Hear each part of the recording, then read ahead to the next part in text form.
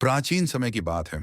मगध राज्य में एक धनी व्यापारी का पुत्र आरव हर सुख सुविधा से घिरा हुआ था, परंतु फिर भी उसके मन में एक अजीब सी बेचैनी थी। उसने सुना था कि भगवान बुद्ध सब प्रश्नों का उत्तर जानते हैं। एक दिन उसने संकल्प लिया कि वह बुद्ध से अपने जीवन का उद्देश्य पूछेगा। आरव जंगलों को पार करता हुआ बुद्ध के पास पहुंचा।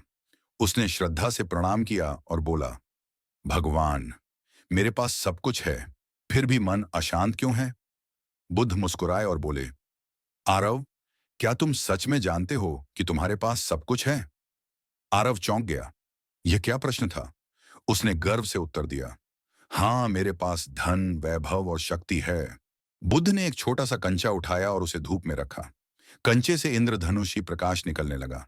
बुद्ध बोले, देखो, यह कंचा कितना सुंदर चमक रहा है, परंतु यदि इसे मिट्टी में डाल दें तो यह कीचड़ से ढक जाएगा। आरव आश्चर्य से देखने लगा। बुद्ध ने मुस्कुराते हुए पूछा, अब बताओ, क्या यह कंचा अपनी चमक खो चुका?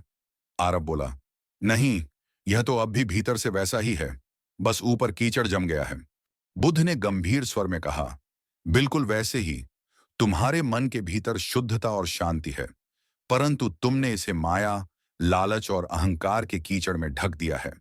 इसी कारण तुम अशांत हो। आरव स्तब्ध रह गया। उसकी आंखें खुल चुकी थीं।